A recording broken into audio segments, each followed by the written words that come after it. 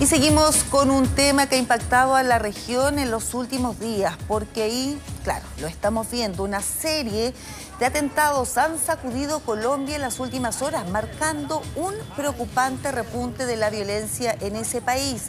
Y para conversar sobre estos hechos estamos con Laura García, editora de Justicia del Tiempo. ¿Cómo estás, Laura? Muchas gracias por este contacto con Mega Noticias Mundo. Hola, ¿qué tal? Un saludo para todos y gracias por estar muy pendiente de la situación de Colombia y de orden público como tal del país. Lo primero que uno se pregunta, Laura, es quiénes están detrás de estos ataques que han sido calificados como ataques terroristas por el presidente Gustavo Petro. Sí, pues es una serie de alguna forma de estos ataques como una reclamación por parte de los grupos armados también y presión que han ejercido estos grupos armados para que de alguna forma ya se vuelva a la mesa de diálogos y haya una negociación con esos grupos armados previo a las elecciones que se vienen en el 2026, elecciones presidenciales. Entonces se cree que principalmente podría hacer esa presión y también lo ha manifestado el presidente Gustavo Petro, es lo que han adelantado la fuerza pública, los operativos contra esos grupos armados también han hecho que de alguna forma esos grupos refuercen pues sus ataques principalmente en varias regiones del país. Ahora estamos hablando entonces de grupos quizás disidentes de las FARC, contrarias a los canales de diálogo que permitieron esa disolución. ¿Y cómo operan finalmente? Porque se habla de dos facciones disidentes de la FARC que son los autores, quienes están detrás de los diversos atentados que se ha visto ahí en Colombia. Sí, pues principalmente estas son las disidencias de Iván Mordisco. Hay varias, está la Segunda Marquetalia, están las disidencias también o sea, así como tal hay muchos grupos armados, pero si hablamos de disidencias de las FARC, hablamos de Segunda Marquetalia, hablamos de Iván Mordisco y hablamos también de alias Calarcá. Alias Calarcá delinque mucho, pues principalmente hacia el oriente del país. Alias Iván Mordisco también tiene injerencia en el oriente del país, pero también tiene mucha injerencia en el suroccidente, que fue en los atentados que estamos viendo en pantalla, en los atentados ocurridos en la ciudad de Cali, la capital del Valle del Cáucaso, que al suroccidente y limita con departamentos que durante muchos años, décadas, han sido muy violentos por su geografía también, que es el departamento del Cauca, que queda pues muy cerca a Cali, precisamente donde se presentaron los últimos atentados, y también al departamento de Nariño, que incluso queda muy cerca a Ecuador.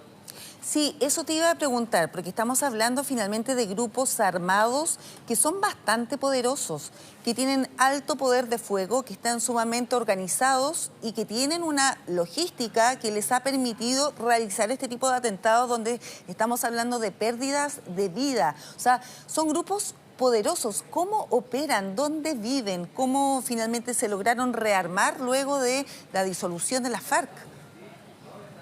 Pues mira, básicamente esto pues pasó porque de alguna forma no hubo una implementación de los acuerdos de paz.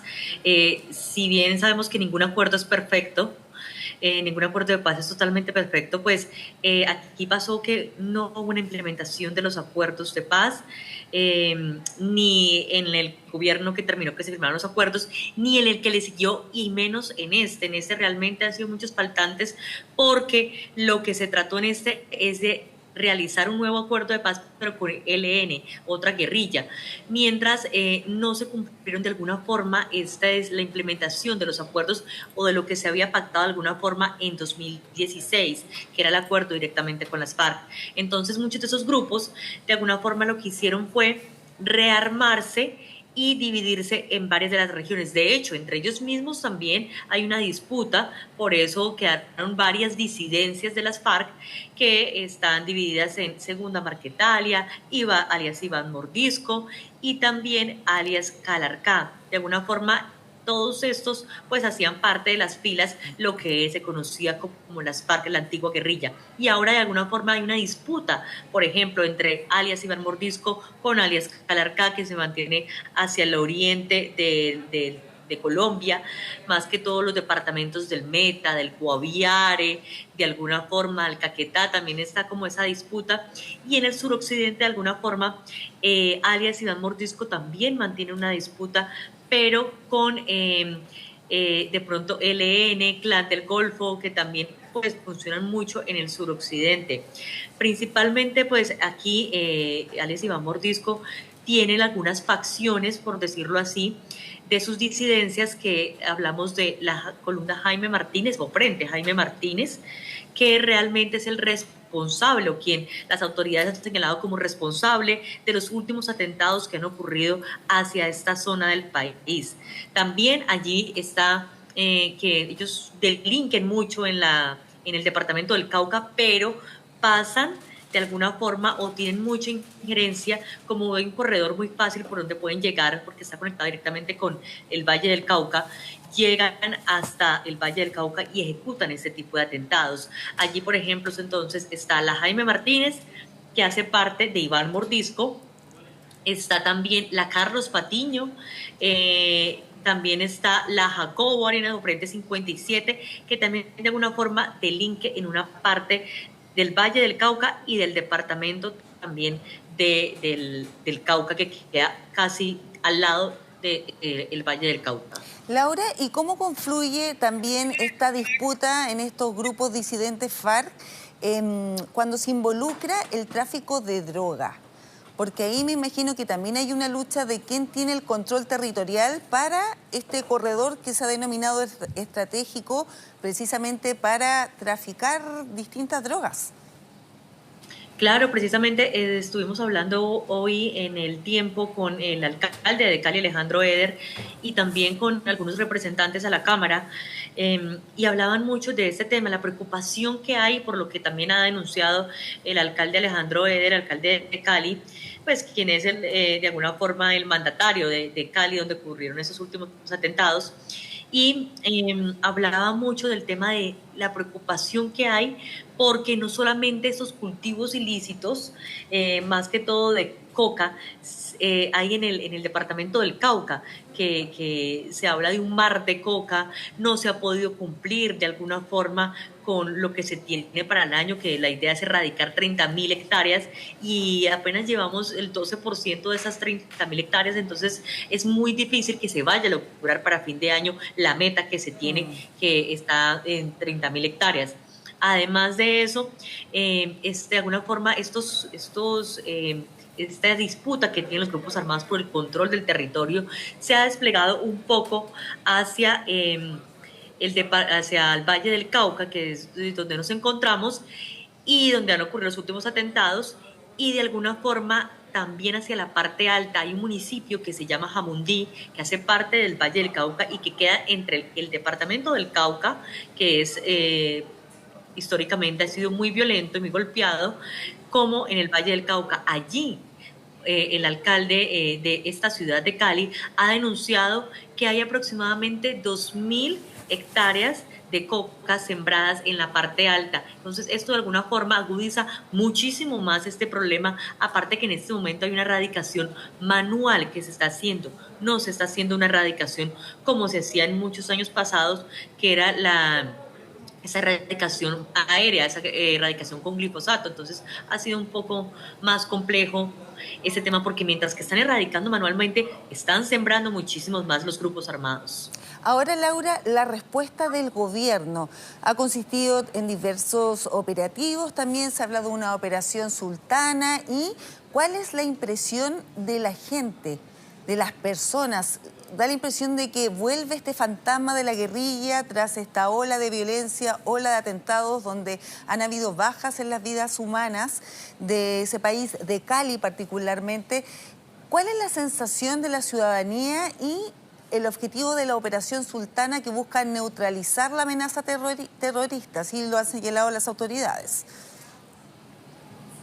Pues mira, aquí lo complejo es que de alguna forma, como lo mencionas, pues nos espera que esta operación sultana funcione en cuanto que de alguna forma hay como una unión entre el ejército y la policía. Además esperan refuerzos.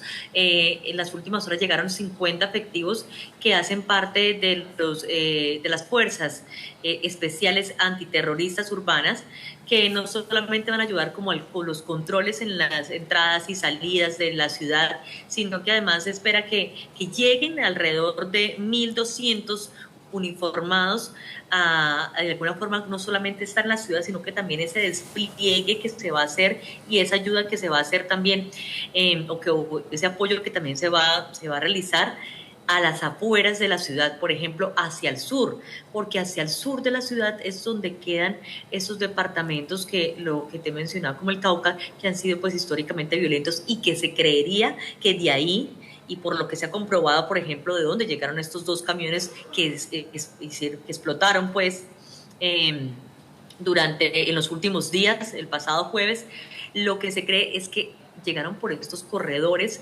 que tanto en el norte como en el sur, pues de alguna forma ha faltado esta inteligencia militar y además de eso ha faltado también un control y suficiente, o sea, más pie de fuerza también que pues ha faltado pues en el país. Perfecto, Laura. Gracias por esta interesante, importantísima conversación sobre estos hechos que están azotando a nuestro país vecino Colombia. Que esté muy bien. Un abrazo. Gracias y de verdad gracias por preocuparse pues por todo lo que está ocurriendo en el país. Pues esperamos que esto de cara a las elecciones no se vuelva una problemática, no se agudice más. Tanto los alcaldes como los gobernadores han pedido no solamente más pie de fuerza, sino que un dato importante, se ha disminuido militarmente en un 35% la inteligencia tanto militar como policial para avisar o para de alguna forma comunicar si hay amenazas de este tipo de atentados. Entonces lo que piden es que se vuelva a reforzar esa parte de inteligencia de la fuerza pública. Sí, lo que se espera. Muchas gracias, Laura, que esté muy bien. Gracias.